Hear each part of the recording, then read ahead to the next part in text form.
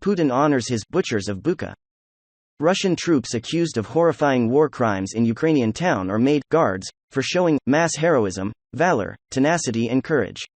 Russian President Vladimir Putin on Monday bestowed an honorary title on a brigade widely thought to be responsible for war crimes and mass killings in the Ukrainian town of Bucha.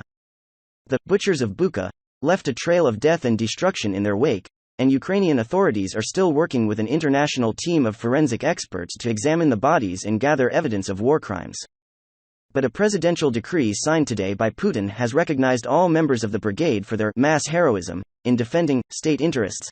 The honors were bestowed despite Ukrainian intelligence suggesting the brigade has already redeployed to eastern Ukraine to the front lines of the conflict. The SBU suspects Russian leaders sent the brigade to the hottest spots in the hope they would be killed and therefore unable to testify in any future war crime tribunals. Putin's decree of honors for the brigade was made on the 54th day of Moscow's military campaign in Ukraine, which has forced 12 million people to flee their homes or country and sparked Europe's biggest refugee crisis since World War II.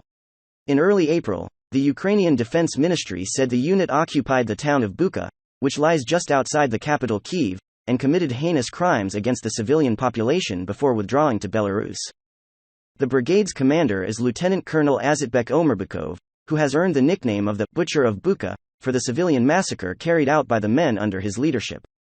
After the departure of Russian troops, bodies of civilians, some with their hands tied, were found scattered in the streets, while Ukrainian authorities discovered a series of mass graves containing hundreds of corpses. The majority of people in Bucha died from gunshot wounds, Ukrainian police said last week, declaring that more than 500 bodies have been found so far. The SBU has in recent weeks worked with cyber police and thousands of researchers to obtain the ranks and passports details of members of the brigade, in an attempt to bring them to justice. A report published on the Ukrainian MOD's website earlier this month said the brigade is being sent to the hottest spots, likely around Kharkiv, Izium and the Donbass, in the hope that they will be killed before they are forced to testify in a war crime tribunal.